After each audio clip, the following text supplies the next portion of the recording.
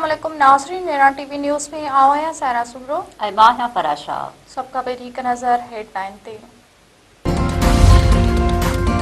America ऐं Israel पारां Iran ते गडि॒यल हमला, तेहरान समेत मुख़्तलिफ़ शहरनि में धमाका। तेहरान जे महराबाद एयरपोर्ट, यूनिवर्सिटी रोड ऐं जमहूरी रोड ते मीज़ाइल किरिया। असफान, तब्रेज़, कुम, लोरिस्तान, करमानशाह, करच ऐं ॿियनि शहरनि में बि धमाका। ईरान जे मेनाब वारे इलाइक़े में छोकिरियुनि जे स्कूल ते मीज़ाइल हमलो, 10 खां वधीक शागिर्दयाणनि समेत 24 ॼणा शहीद। इसराइल जे दिफ़ा वारे वज़ीर चयो आहे त ईरान खां हमले जे ख़तरे सबबि अॻुवाट हमला शुरू कया विया आहिनि, पर रही मीडिया मुताबिक़ अमरीकी बहरी जहाज़ मां हमला कया पिया वञनि। इसराइली हमलनि खां पोइ ईरानी सुप्रीम लीडर आयतुल्ला ख़ामनाई खे महफ़ूज़ हंध मुंतक़िल कयो वियो आहे।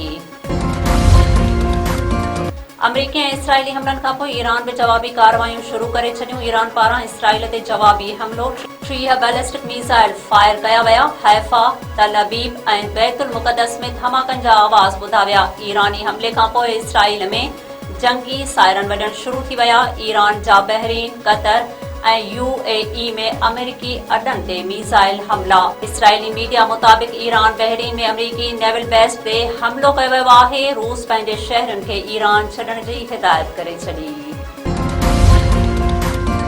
अमरीकी सदर डोनाल्ड ट्रंप चयो आहे त ईरान जोहरी हथियार नथो रखी सघे। असांजो मक़सदु ईरानी ख़तरनि खे ख़तमु करे अमरीकी अवाम जे तहफ़ुज़ खे यक़ीनी बणाइणु आहे। ईरान ख़िलाफ़ वॾो ऑपरेशन शुरू करे छॾियो आहे। पंहिंजे जारी कयल बयान में अमरीकी सदर ट्रंप चयो आहे त ईरान परे फ़ासिले ताईं मार कंदड़ मीज़ाइल तयारु करे रहियो आहे, जेको अमेरिका ऐं ॿियनि लाइ ख़तरो आहे। ईरान जे मीज़ाइल इंडस्ट्रीअ खे तबाह करे छॾींदासीं। अफ़गान तालिबान रिजीम ख़िलाफ़ पाक फ़ौज जो ऑपरेशन ग़ज़ब-ए-लिल हक़ जारी। 331 अफ़गान तालिबान मारिजी विया। अफ़गान तालिबान जूं 104 चेक पोस्टूं मुकमल तौर ते तबाह। पाक फ़ौज जे जवाननि 22 चेक पोस्टुनि ते कब्ज़ो करे वरितो। पाक फ़ौज अफ़गानिस्तान में 37 हंधनि ते निशानो बणायो। वफ़ाक़ी वज़ीर अता तारड़ चयो आहे त अफ़गान फोर्सिस जूं 163 टैंकूं ऐं फ़ौजी गाॾियूं बि तबाह कयूं वयूं आहिनि। कराची एयरपोर्ट ऐं भरपासे में सिक्योरिटी इंतज़ाम वधीक सख़्त। मुसाफ़िरनि खे वक़्त खां अॻु एयरपोर्ट पहुचण जी हिदायत। पुलिस, रेंजर्स ऐं ASF जे इज़ाफ़ी नफ़री मुक़रर ज़रियनि जो चवणु आहे त एयरपोर्ट ते सिर्फ़ मुसाफ़िरनि खे वञण जी इजाज़त हूंदी। सिविल एविएशन कॉलोनीअ में मुलाज़िमनि ऐं रिहाइशुनि खां सवाइ ॿियनि गाॾियुनि जी दाख़िला जी इजाज़त न हूंदी। नेब पारां मुल्की तारीख़ में सभ खां वॾो ऑपरेशन 350 एकड़ ज़मीन वापसि कराए वरिती। नेब बोर्ड ऑफ रेवेन्यू जे सहकार सां क्लिफ्टन ब्लॉक 1 ऐं 2 में कार्रवाई कई वई। ऑपरेशन में नेब पारां 423 अरब रुपयनि खां वधीक मालियत जी 350 एकड़ ज़मीन नेब हथ कयल ज़मीन सिंध हुकूमत हवाले करे छॾी। डंडेला यार्ड वेझो कोर्ट में पेशीअ ते वेंदड़ नौजवान खे क़त्ल करे छॾियो। हिकु ज़ख़्मी पीर काठी वटि अदालत में पेशीअ ते ईंदड़ नौजवाननि मथां हथियारबंदनि जी फायरिंग 19 वरनि जो फूल बख़्श कलोई थॾे ते मारिजी वियो। वहीद मुराद ज़ख़्मी। मचरियल माण्हुनि क़त्ल जे इल्ज़ाम हेठां लॻभॻि जे हिकु होटल खे बि बाहि ॾेई छॾी।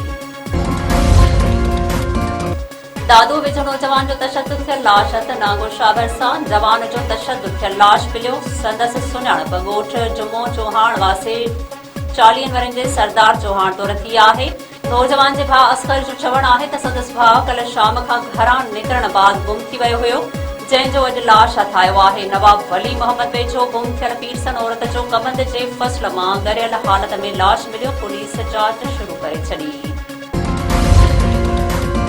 ताज़ो पीपल्स पार्टी में शमूलियत कंदड़ मलक चंगेज़ समेत 10 ॼणा करप्शन केस मां बरी। हैदराबाद जे एंटी करप्शन कोर्ट हाणे बोला खान जे देह बब्बर बंद जे सरकारी ज़मीन जा खाता पंहिंजे नाले कराइण वारे केस जो फ़ैसिलो ॿुधाए छॾियो। अदालत 15 सालनि बाद ॾोह साबित न थियण ते मलक चंगेज़ संदसि भाउ मलक वहीद सौठ मलक पहाड़ खान समेत 10 जवाबदारनि खे बरी करे छॾियो।